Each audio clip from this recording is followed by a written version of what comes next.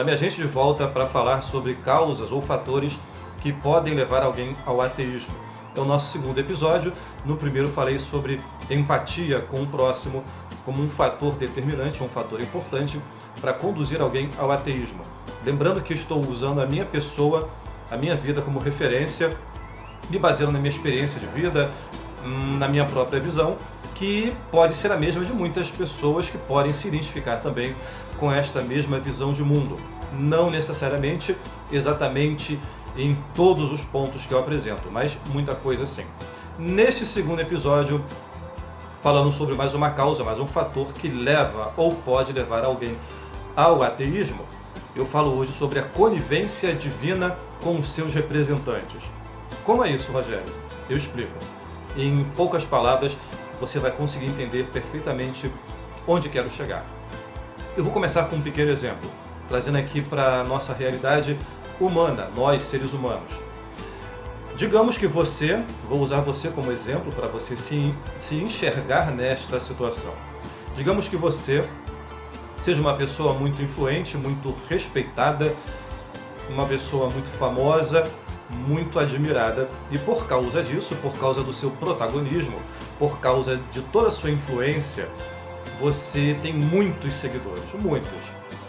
Então, por causa de todo esse seu poder agregador, de ter tantas pessoas em sua volta, ao seu redor, em torno da sua pessoa, dos seus ensinamentos, de tudo aquilo que você representa, você tem essa multidão de seguidores e também por este motivo acabam aparecendo representantes, pessoas que falam em seu nome, pessoas que ajudam você a divulgar os seus ensinamentos, pessoas que levam aos demais tudo aquilo que você tem para essas pessoas em termos de ética, moral, costumes, sexualidade, vida eterna, trabalho, relacionamento social, amoroso, enfim, o que você imaginar. E aí você percebe que a partir de um certo momento, devido ao seu grande protagonismo e influência, e pelo crescimento do seu número de seguidores, você percebe que começa a haver uma certa distorção no discurso.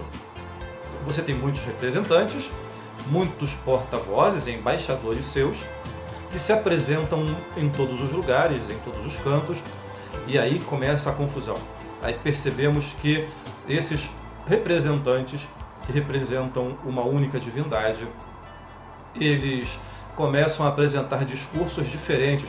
Os discursos entre eles não combinam, não há uma concordância, não há uma sintonia entre os próprios representantes. E você pega e agrupa todos esses discursos, todos esses ensinamentos que são terceirizados, são passados por esses representantes, você vai pegar e vai condensar isso e vai dar uma confusão danada, vai dar uma sopinha, uma sopa de letrinhas, e ao mesmo tempo em que eles são divergentes entre si, você vai perceber também que não tem como fugir disso, é uma realidade. No caso, é uma realidade porque, como eles divergem entre eles mesmos, logicamente que o discurso deles também não vai bater com o discurso do chefão, do todo-poderoso, da grande figura central. E começa a ser pulverizado o discurso. E por causa disso, por causa da divergência, do desencontro, da discordância, os próprios representantes começam a rivalizar entre eles, tornam-se rivais, tornam-se antagônicos, tornam-se até inimigos muitas vezes, mas todo mundo em nome de uma única figura. Todo mundo falando em nome daquela figura, daquele grande e poderoso chefão. E aí, com o desdobramento de toda essa bagunça, além da divisão, da divergência, da disputa que há entre os representantes dessa mesma figura, começa a haver separação, grupos e mais grupos distintos, todos a partir de uma única figura. E começam a ser antagônicos entre eles, não somente os representantes, mas os grupos que se formam para seguir os representantes. Então, há os seguidores dos seguidores. E começa, ou melhor, continua a bagunça que já havia começado. E aí, desdobrando-se mais ainda essa situação caótica, ela torna-se ainda pior. Poderia-se imaginar que não ficaria pior, mas fica. Porque além da confusão que existe, da discordância, da divisão, começa a haver embate, guerra. Guerra mesmo. Derramamento de sangue, inclusive. Muito derramamento de sangue.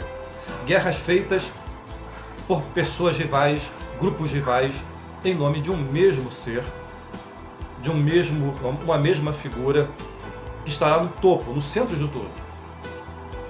E imagina agora, lembra do início da conversa, quando eu peguei você como exemplo, que você seria essa pessoa? Isso, volta e lembra de você nessa posição. Tá tudo isso acontecendo, você está observando tudo, você está vendo tudo, você acompanha tudo porque você tem essa altíssima capacidade de tudo acompanhar e tudo saber. Fora a sabedoria que você já tem no seu patamar, pela posição que você ocupa. Mas aí que vem a coisa interessante. Você está observando tudo isso, mas você não faz absolutamente nada. Você vê o seu discurso sendo distorcido, as palavras que seriam suas, ditas por você, proferidas por você, elas são repetidas em todo canto, de maneira distorcida, diferente, tipo um estelionato ou uma calúnia, o que você quiser imaginar, alguma coisa, uma difamação, estão sujando o seu nome, usando o seu nome e estão colocando a sua reputação sob altíssimo risco. Você está vendo tudo isso acontecer. Responde para mim, você não faria nada?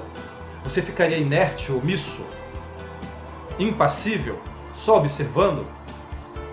Ainda que você não estivesse muito preocupado com a sua reputação, porque você poderia dizer assim, eu estou acima disso tudo.